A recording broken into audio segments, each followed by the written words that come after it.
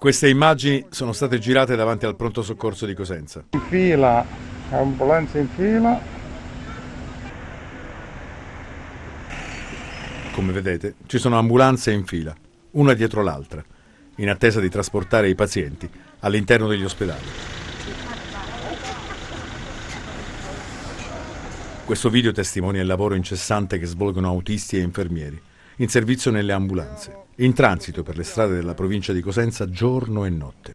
Dici trovati un parcheggio, non so dove. Ma troviamo un parcheggio. Anche a loro va detto grazie per ciò che stanno facendo. Grazie ai medici e agli infermieri, grazie a voi che ancora una volta siete qui con noi sul 10 del Digitale Terrestre a seguire quella che è poi l'appuntamento settimanale con la rubrica di approfondimento, o meglio, dei temi che sono stati trattati dalla nostra redazione giornalistica che ringraziamo durante l'arco della settimana. Un grazie va pure a Luca Chito che cura la regia.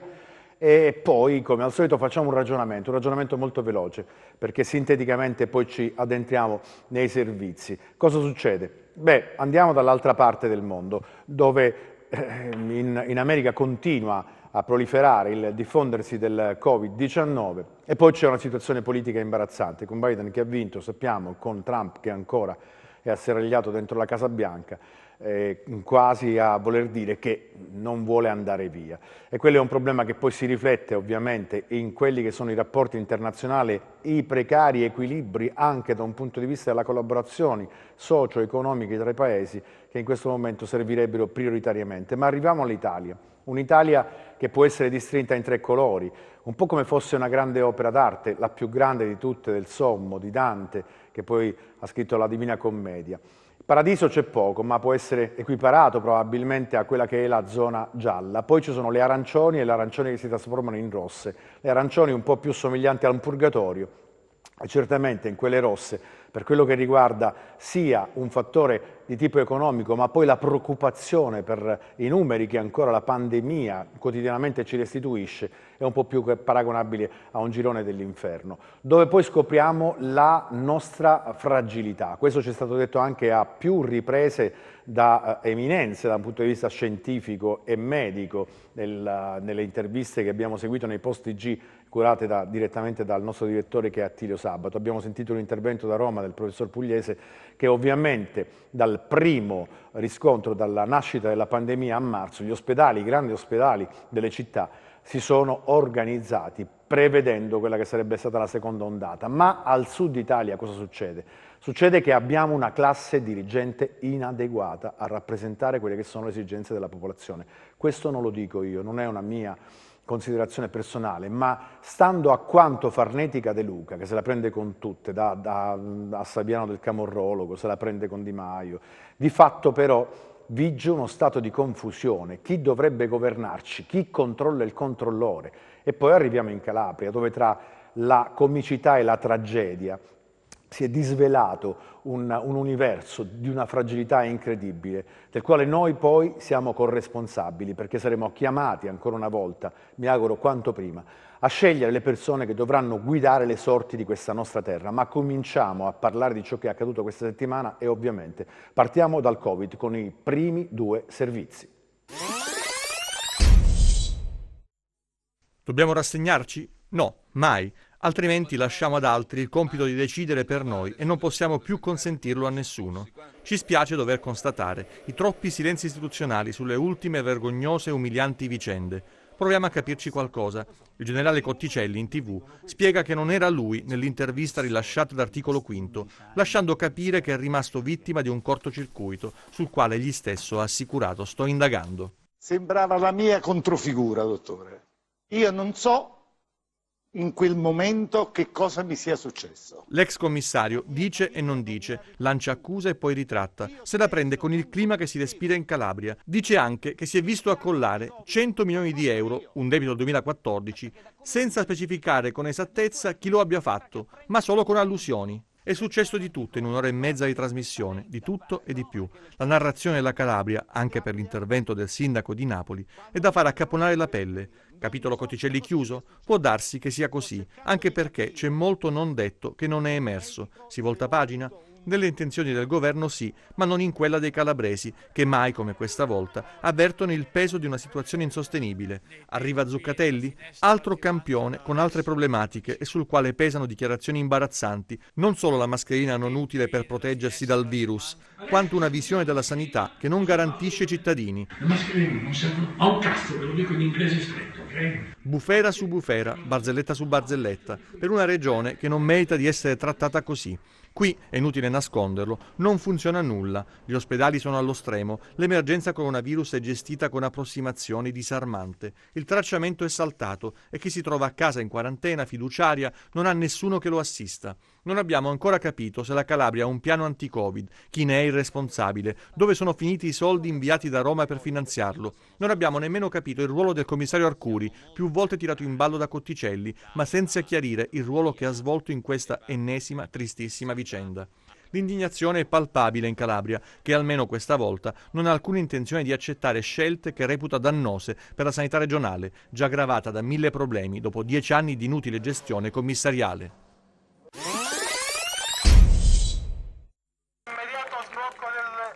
Chiedono sanità e reddito i manifestanti scesi in strada ieri a Cosenza per protestare contro chi ha gestito il comparto sanitario calabrese e sta affrontando ora l'emergenza coronavirus. Non è la prima volta che in Calabria si urla e si sfila contro la politica nazionale e regionale. Già nei giorni scorsi in centinaia si erano mobilitati per esprimere il proprio dissenso contro le scelte che hanno portato la regione ad essere zona rossa prima ancora di raggiungere i livelli preoccupanti di contagio. Adesso, che giorno dopo giorno il lockdown diventa una misura necessaria per contenere un'epidemia che rischia di mandare prestissimo in tilt le strutture ospedaliere calabresi, cresce la rabbia di chi si sente vittima in ogni situazione, non tutelato dal punto di vista sanitario e abbandonato a se stesso in una Calabria costretta ad abbassare saracinesche. Le ultime vicissitudini e le figuracce istituzionali non fanno altro che acuire il desiderio di cambiamento che sfocia nella protesta anche a Catanzaro, slogan da stadio, codi contro la politica, ognuno ha una sua idea in una folla eterogenea che comprende anche qualche negazionista che se la prende con i giornalisti. Non saranno le ultime manifestazioni purtroppo, perché la soluzione per la Calabria non è dietro l'angolo. Siamo arrivati ad un punto di non ritorno e giustamente la gente, non dico che è inferocita perché si è comportata benissimo, è stata molto composta, però la gente sente il bisogno di fare vedere quelle che sono le proprie istanze. Il mio vuole essere un messaggio proprio per dire alla gente di svegliarsi, perché siamo stati, io mi sento la prima ad essere stata incosciente per non aver sorvegliato su chi ci doveva governare, perché siamo stanchi di essere commissariati, siamo stanchi di essere presi in giro, di false promesse. I calabresi sono stanchi perché la situazione è veramente tragica. Anni di commissariamento e prima ancora di saccheggiamento di una sanità che ormai è ridotta all'osso, noi diciamo basta, non se ne può più, perché abbiamo diritto alle stesse prerogative e alle stesse cose che hanno nelle altre regioni. Allora, il piano che è partito 10 anni fa con Scopelliti circa, quando vennero chiusi tantissimi ospedali di prossimità, alcuni dei quali funzionavano ad onor del vero benissimo, fu già una rivoluzione, involuzione per quello che riguarda il nostro territorio e noi stessi che abitiamo questa terra. Da allora è chiaro che tutto quanto uno sfacelo. Dopodiché capiamo bene cosa sono serviti questi anni di commissariamento, anche perché da Cotticelli, che si è autonarcotizzato, qualcuno l'ha fatto, alle dichiarazioni di Zuccatelli, ma poi anche alle infelici uscite relativamente al coinvolgimento o meno di un uomo di medicina internazionale come Gino Strada da parte del presidente facente funzioni, allora probabilmente tutto questo assommato a dei decreti che chissà se mai vedranno la luce o arriveranno ad un qualcosa di concreto, la situazione è veramente molto preoccupante, ma per entrare nel merito sentiamo i prossimi due servizi perché parlano anche di una protesta per la prima volta storicamente uniti i sindaci della Calabria. Dobbiamo tenerci Zuccatelli? Al momento è sì e no, nel senso che Speranza non lo molla e non può mollarlo per una serie di motivi di natura politica ed equilibri interni al partito.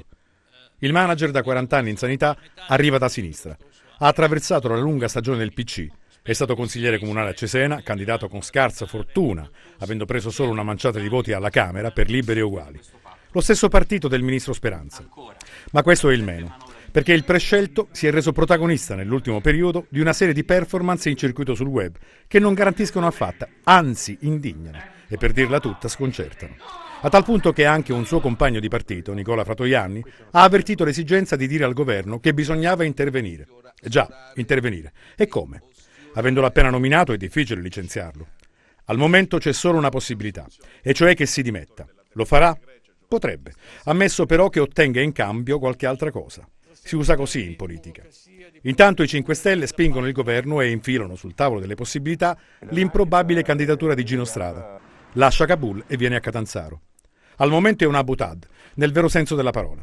In tutto questo casotto con Cotticelli che dice di essere stato intervistato a sua insaputa e che sta indagando su se stesso per capire cosa gli è successo. La Calabria è ferma, pericolosamente ferma, mentre il contagio avanza, gli ospedali arrancano, le USCA non ci sono, tranne qualche rara eccezione, e decine di cittadini attendono di sapere l'esito del tampone da giorni. C'è poco da fare, qui non cambia mai nulla, da 10 anni a questa parte. I calabresi sono spaesati, vorrebbero vedere pronta a intervenire una nuova classe dirigente, per uscire dal limbo in cui la regione sembra condannata. È necessario che il governo sappia intervenire, ma tenendo in considerazione la voce dei cittadini della regione, che sono stanchi di subire angherie di ogni tipo e non meritano tanta sciatteria. In questo caso si potrebbe usare un francesismo per descrivere la situazione della sanità in Calabria, ma non lo facciamo per rispetto dei nostri telespettatori.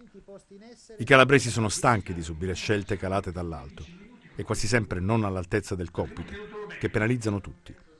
La situazione è talmente esplosiva che anche i sindaci hanno deciso di prendere posizione. Si sono riuniti ieri sera in un hotel di Lamezia e deciso di rivolgersi direttamente al presidente Mattarella, al quale hanno già anticipato, che sono pronti a consegnare la fascia tricolore qualora non venissero ascoltati.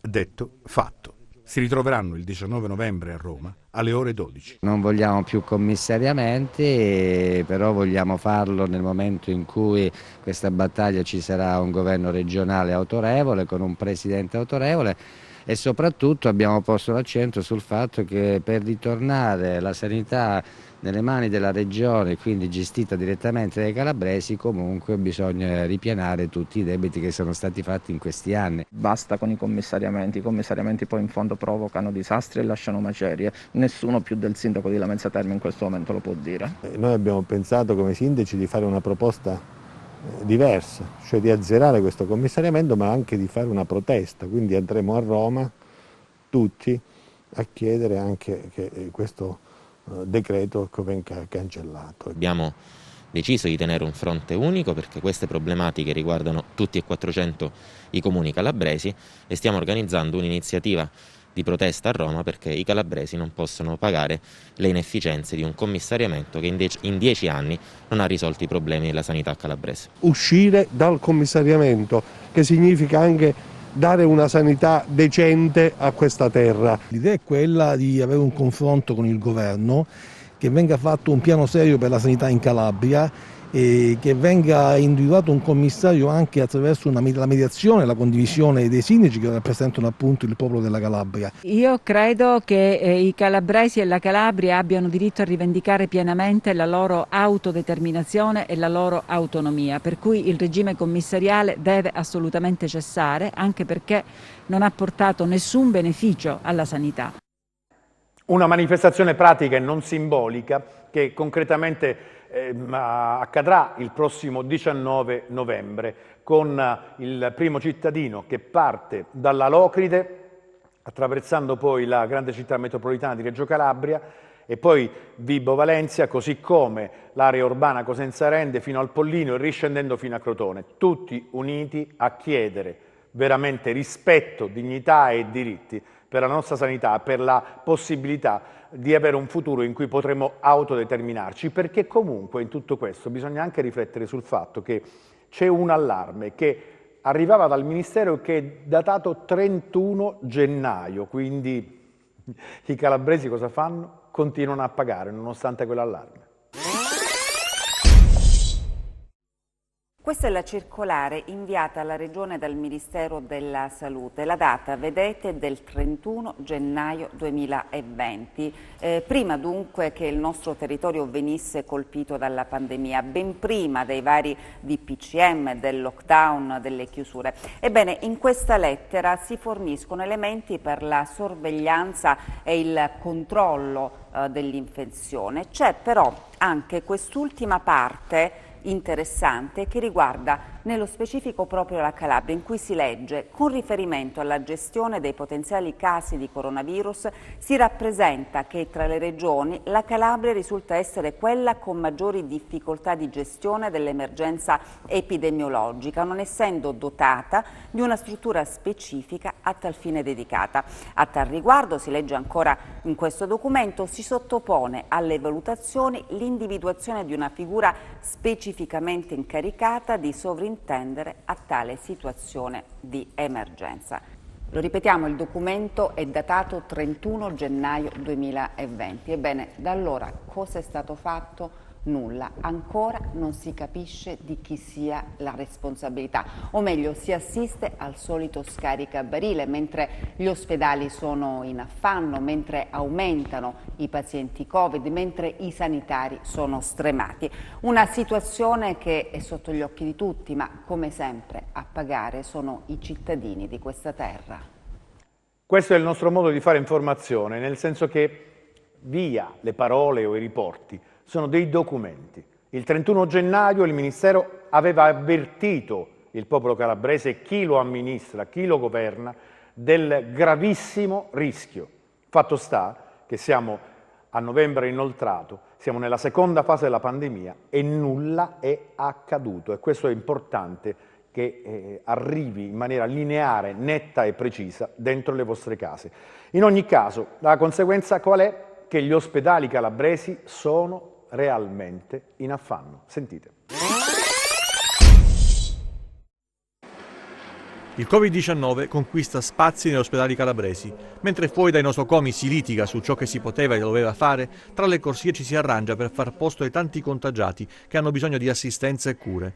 È evidente che per quanto ci sia dati da fare per ampliare gli spazi disponibili, l'ondata di contagi stia costringendo l'azienda a cercare alternative. Per alleggerire la pressione sui reparti e accogliere nuovi pazienti, è ormai prassi consolidata quella di dimettere soggetti ancora positivi ma in grado di essere gestiti a domicilio. L'altra chance è quella di attivare centri Covid negli SPOC sparsi sul territorio provinciale, nella speranza che, dalle misure introdotte dall'ultimo DPCM, derivino presto benefici. L'Associazione Anestesisti prevede un aumento vicino al raddoppio dei ricoveri nei prossimi 7 giorni sul territorio nazionale. I contagi in aumento mettono sotto pressione le due strutture ospedaliere di Catanzaro. Al Pugliese e al Mater Domini si attende l'ampliamento dei posti letto. Non facciamo nemmeno in tempo a dimettere i pazienti, che subito c'è la fila al pronto soccorso. Da ieri sera a stamattina ne sono arrivati 6 che stanno attendendo la possibilità di essere ricoverati.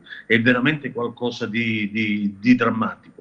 È molto triste, probabilmente ci ha fatto piacere pensare che il caldo avesse la possibilità di uccidere il virus, e abbiamo creduto a chi diceva che il virus se n'era già andato. Io ho sempre detto che questa era una pura illusione e i dati purtroppo ci hanno dato ragione. Noi, e non parlo solo per me e per i miei colleghi, ma per tutti i colleghi della regione, garantisco che stiamo facendo i salti mortali per dare la giusta assistenza a tutti. Affollato anche il GOM di Reggio Calabria. Qui saranno riattivati 12 posti di terapia intensiva nel centro trapianti midollo osseo e, grazie a una serie di trasferimenti di reparti, altri 28 posti saranno destinati alle malattie infettive nell'ex ortopedia. A Crotone il reparto Covid è stato portato da 15 a 40 posti letto. La crisi delle strutture riaccende le polemiche sulla mancata realizzazione degli ospedali previsti nella rete territoriale della regione. A Palmi si protesta per il fantomatico ospedale della Piana e a Cariati si torna a parlare del Cosentino, ospedale dismesso nel 2010.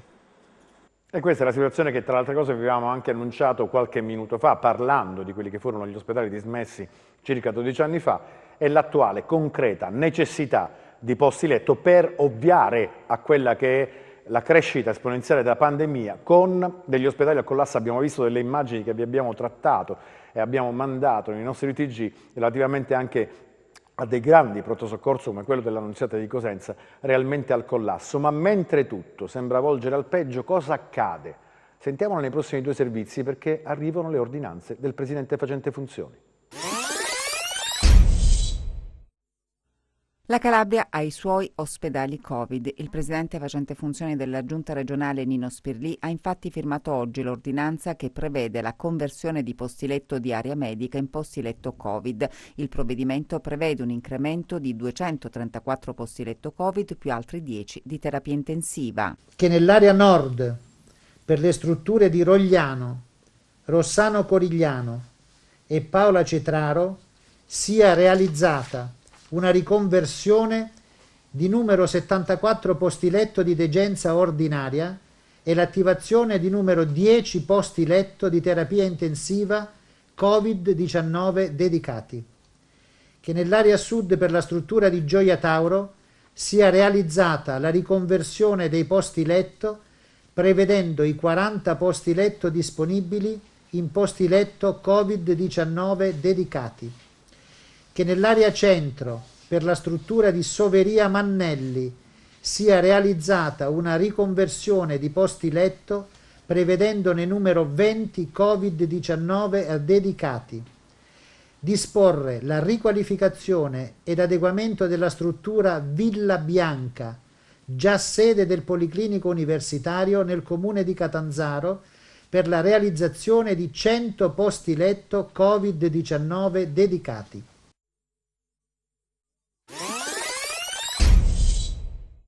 Il Presidente della Regione ordina di disporre per tutte le aziende del Servizio Sanitario Regionale il completamento delle assunzioni autorizzate con la circolare del 31 marzo 2020, protocollo 124-025.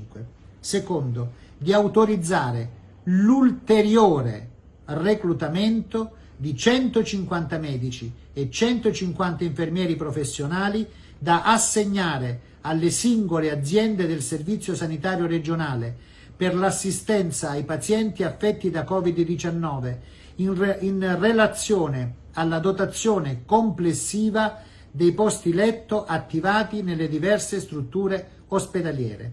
Terzo, di reclutare le figure professionali di cui al punto precedente utilizzando le graduatorie predisposte dal Dipartimento Nazionale della Protezione Civile a seguito dell'ordinanza del Capo della Protezione Civile numero 709 del 24 ottobre del 2020. Ora, è chiaro che la domanda sorge spontanea. Se tutto ciò era possibile farlo sin da marzo, perché noi siamo arrivati a novembre firmando da un Presidente facente funzioni delle ordinanze che poi concretamente, lo chiedo da parte di tutti quanti noi calabresi al Presidente facendo funzioni, dobbiamo verificare quale sarà l'effettiva fattibilità di ciò che è stato messo nero su bianco su carta, perché adesso poi bisogna passare alla fase operativa. Sono venuti fuori infatti rispetto alla riconversione di alcuni luoghi come Villa Bianca talmente tante di quelle polemiche che alcuni luoghi segnati in questa mappatura della prima ordinanza probabilmente abbisognerebbero di almeno un anno di lavori. Questa è la situazione. Nel frattempo, per tornare al pratico e chi è impegnato in prima linea, sentiamo ciò che dice il dottore Pasqua, uno di quelli che non si sta assolutamente risparmiando rispetto all'emergenza del Covid. Non servono, sostiene, ospedali da campo, ma semplicemente c'è bisogno di luoghi idonei a trattare le malattie e soprattutto a quella del Covid-19. L'azienda ospedaliera dà seguito a quanto annunciato ieri dal direttore sanitario Francesco Zinno, ampliando gli spazi destinati ai pazienti Covid. L'ospedale dispone attualmente di 69 letti di degenza ordinaria Covid, più 19 letti Covid in terapia intensiva e rianimazione. Si stanno predisponendo le azioni per aprire ulteriori 20 posti letto Covid, che saranno gestiti dai medici della medicina interna e che contribuiranno a decongestionare il pronto soccorso. Da domani saranno inoltre attivi ulteriori 10 posti di semi-intensiva Covid, gestiti da medici della rianimazione. Sono già attivi 10 posti letto nelle 2 tende allestite sul piazzale di Via Zara, utilizzate come area Obi Covid a supporto del pronto soccorso, dove saranno accolti i pazienti in attesa di ricovero. Sicuramente è una situazione che, come ci è dato vedere, è piuttosto complessa, nel senso che l'accesso e l'arrivo in pronto soccorso è piuttosto cospicuo di pazienti in difficoltà respiratorie nella loro evoluzione del problema Covid. Noi avevamo fatto come azienda ospedaliera, come ospedale, la creazione di 70 posti letto a tal riguardo, si sono rivelati non sufficienti per quello che è l'afflusso di pazienti in questo senso. Però ecco, diciamo anche per quanto concerne il lavoro di pronto soccorso, che stiamo cercando di diminuire come capacità, diciamo, di impegno, nel senso che abbiamo aperto dei reparti che nell'arco di 24 ore verranno ad essere occupati dai pazienti presenti in pronto soccorso, che è una medicina Valentini Covid a Stanteria, dove posizioneremo questi pazienti. Siamo in attesa dell'apertura dei posti anche di Cetraro e di Rogliano, e questo secondo me potrebbe sicuramente dare uno sfogo alla situazione attuale. Contemporaneamente abbiamo aperto ulteriormente altri 10 posti di subintensiva in aggiunto a quello che era già i posti letto della terapia intensiva che avevamo, che tra Covid e non Covid arrivava già a 30.